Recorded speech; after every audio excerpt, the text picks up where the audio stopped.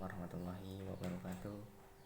Perkenalkan, nama saya Nanda Liviansa Zain dari kelas 11 MIPA 2. Di sini saya akan mempresentasikan sedikit materi tentang minyak bumi dan dampak pembakaran bahan bakar. Sebelum itu, saya akan menjelaskan sedikit apa itu minyak bumi. Minyak bumi adalah sumber daya yang tidak dapat diperbarui dan berasal dari fosil-fosil hewan dan tumbuhan. Secara bentuknya, minyak bumi memiliki bentuk yang kental agak coklat kehijauan dan memiliki sifat yang mudah terbakar. Selanjutnya di sini saya akan memberikan sedikit pendapat saya tentang jika cadangan minyak bumi diperkirakan habis pada tahun 2027, maka pendapat saya adalah pemerintah sebaiknya harus mencari pengganti sumber daya lain yang manfaatnya dan kegunaannya hampir sama dengan minyak bumi. Selanjutnya kita langsung masuk ke proses pembentukan minyak bumi. Pertama, minyak bumi terbentuk dari jasad renik yang berasal dari hewan atau tumbuhan yang sudah mati. Jasad renik tersebut kemudian terbawa air sungai bersama lumpur dan mengendap di dasar laut. Lumpur yang bercampur dengan jasad renik tersebut kemudian berubah menjadi batuan sedimen yang berpori, sedangkan bintik minyak dan bergerak ke tempat yang tekanannya rendah dan terakumulasi pada daerah perangkap atau trap yang merupakan batuan kedap. Pada daerah perangkap tersebut, gas alam, minyak, dan air terakumulasi sebagai deposit minyak bumi. Selanjutnya, kita akan masuk cara pengolahan minyak bumi. Yang pertama adalah proses destilasi. Proses destilasi adalah proses pemisahan fraksi-fraksi yang terdapat di minyak bumi, di mana pemisahan fraksi tersebut berdasarkan pada perbedaan titik didih. Proses ini biasanya dilakukan pada sebuah wadah tabung tinggi yang kedap terhadap udara. Awalnya minyak akan dialirkan ke dalam tabung tersebut dan kemudian dipanaskan dalam tekanan 1 atmosfer pada suhu 370 derajat Celcius. Setelah itu, hasil dari fraksi-fraksi tersebut nantinya akan dipisahkan di mana fraksi yang memiliki titik didih terendah akan menempati bagian atas tabung, sedangkan fraksi yang memiliki titik didih tinggi akan menempati bagian dasar tabung. Hasil dari proses destilasi ini antara lain adalah gas, bensin, minyak, tanah, diesel, oli, lilin, dan aspal. Yang kedua, proses cracking. Proses cracking ini adalah merupakan proses pengolahan minyak bumi yang memiliki tujuan untuk menguraikan molekul-molekul besar senyawa hidrokarbon menjadi molekul hidrokarbon yang memiliki ukuran lebih kecil. Selanjutnya proses reforming.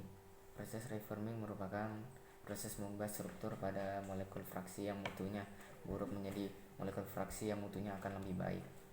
Proses reforming ini dapat dilakukan dengan menggunakan metode katalis atau proses pemanasan.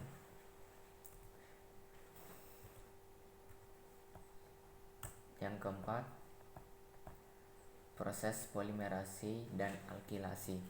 Proses pengolahan minyak bumi tahap selanjutnya ini adalah proses polimerasi, yaitu adanya perbaikan atau perubahan struktur molekul fraksi dilanjutkan dengan proses penambahan jumlah atom pada suatu fraksi hingga molekul fraksi tersebut menjadi lebih panjang dan bercabang.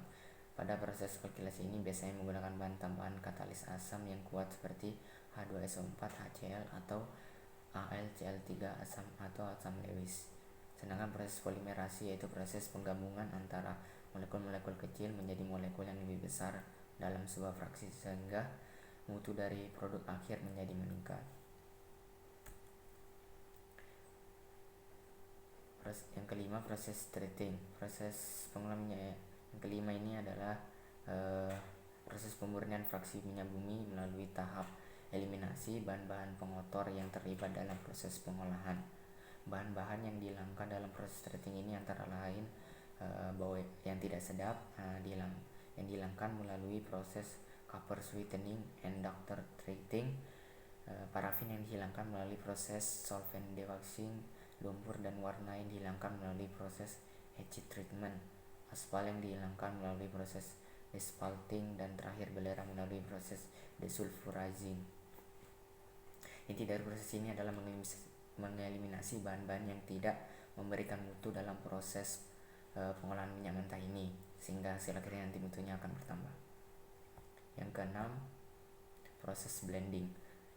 Tahapan ini adalah tahapan terakhir dari proses pengolahan minyak, yaitu proses blending merupakan proses yang dilakukan untuk meningkatkan kualitas produk siap pakai dengan cara menambahkan bahan-bahan aktif ke dalam fraksi minyak bumi. Salah satu bahan aktif yang digunakan adalah tel atau dalam kurung tetraethylate. Tel ini merupakan bahan aditif yang digunakan untuk menaikkan bilangan oktan bensin. Selanjutnya saya akan memberikan sedikit produk yang telah dihasilkan oleh minyak bumi. Contohnya yang pertama adalah LPG. LPG adalah hasil dari penyulingan minyak bumi yang berupa gas cair. Adapun unsur yang terkandung dalam LPG ini antara lain propana C38, butana C4H10, etana C2H6, dan pentana C5H11. Pada umumnya LPG pada era saat ini banyak digunakan sebagai bahan bakar untuk industri dan rumah tangga. Perlu diketahui bahwa sebelum LPG ini dipasarkan, LPG ini sudah diberi zat pembawa tambahan yaitu senyawa merkaptan. Tujuan dari penambahan zat tersebut adalah untuk memberi tanda kepada konsumen apabila terjadi kebocoran gas. Yang kedua, produk dari pengolahan hasil minyak bumi yaitu aviator turbin atau aftur. Aftur merupakan bahan bakar untuk pesawat terbang yang menggunakan mesin turbin. Aftur ini sering disebut sebagai jet A1. Bahan bakar aftur ini terbuat dari bahan kerosin. Karena terbuat dari kerosin, maka karakteristik aftur ini mirip dengan kerosin, di mana salah satunya adalah sama-sama memiliki rantai karbon dan senyawa hidrokarbon yang sama. Kelebihan dari bahan bakar aftur dibanding bahan bakar yang lain adalah aftur memiliki volatilitas yang lebih kecil, di mana volatilitas yang kecil pada aftur ini memiliki keunggulan. Itu dapat meminimalisir kemungkinan kehilangan bahan bakar dalam jumlah yang banyak yang terjadi karena penguapan pada saat pesawat terbang. Yang ketiga, temannya aftur yaitu afgas atau aviation gasoline. Afgas ini hampir sama dengan aftur. Bedanya, afgas ini merupakan bahan bakar minyak yang dibuat secara khusus untuk pesawat terbang dengan mesin yang memiliki ruang pembakaran internal dan mesinnya berupa piston. Kualitas dari afgas terdapat dilihat dari karakteristiknya yang anti ketukan atau anti knock yang ditunjukkan oleh jumlah bilangan oktan. Yang keempat, kerosin. Kerosin ini bahannya aftur tadi. Kerosin atau minyak tanah merupakan cairan yang mudah terbakar. Kerosin ini didapat dari proses destilasi minyak bumi pada suhu 150 sampai 275 derajat Celcius dengan rentang rantai karbon antara C12 sampai C15. Sebelum dipasarkan, biasanya kerosin ini diberi zat pewarna terlebih dahulu, dan umumnya zat perwarna tersebut berwarna kuning yang tujuannya agar masyarakat dapat membedakan antara minyak tanah dengan air. Yang kelima yaitu bensin. Bensin atau gasolin adalah salah satu hasil olahan minyak bumi yang terkenal di masyarakat sekitar. Komponen utama yang terdapat pada bensin adalah oktana dan heptana. Bensin yang sering digunakan sebagai bahan kendaraan bermotor dan mobil ini kualitasnya ditentukan berdasarkan karakteristik jumlah bilangan oktannya. Yang keenam, solar. Solar atau diesel pada umumnya digunakan sebagai bahan bakar dalam pembakaran mesin diesel, baik itu mesin kendaraan ataupun mesin industri. Solar didapat dari proses destilasi pada suhu 200 sampai 300 derajat Celcius. Kualitas solar berdasarkan dari aspek pembakarannya, kekentalannya, kandungan sulfurnya, dan kestabilannya apabila disimpan dalam waktu yang cukup lama. Yang ketujuh, aspal. Aspal merupakan senyawa hidrokarbon yang memiliki sifat yang kental dan melekat. Umumnya berwarna coklat kehitaman dan tahap terhadap air serta mengandung sulfur, oksigen, dan kalor yang tinggi. Aspal merupakan hasil dari fraksi minyak bumi yang diolah menjadi dua jenis, yaitu aspal cair dan aspal padat. Aspal ini memiliki keunggulan dalam penyerapan air hujan, di mana apabila hujan turun maka air akan meresap secara perlahan ke dalam aspal tersebut, tetapi membuat jalanan menjadi cepat rusak sehingga dalam jangka waktu tertentu aspal yang ada di jalan perlu diperbaiki ulang. Yang terakhir, parafin. Parafin merupakan nama umum dari hidrokarbon alkan. Bentuk padat dari parafin adalah lilin parafin. Parafin ini sering digunakan di berbagai industri sebagai bahan utama seperti dalam furnitur yang menggunakan palpis berbahan dasar parafin sebagai dasar cat dan tinta.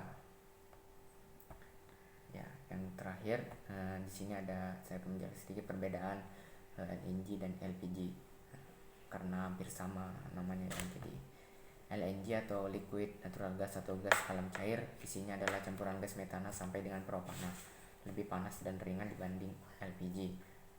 Kalau LPG atau liquefied petroleum gas atau gas petroleum cair, isinya adalah campuran butana dan isobutana. Perbedaannya yaitu heating value atau terletak pada HV atau jumlah panas yang dikeluarkan LPG itu lebih besar daripada LNG. Ya,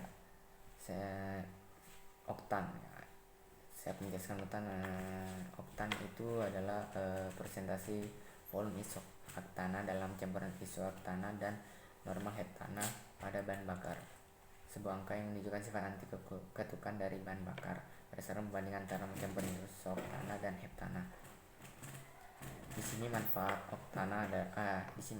angka oktan adalah nilai yang digunakan untuk menunjukkan mutu bahan bakar serta daya tahan dan kemampuan bahan bakar motor untuk menahan ketukan saat dinyalakan dalam campuran dengan udara dan terjadi pembakaran di dalam ruang bakar.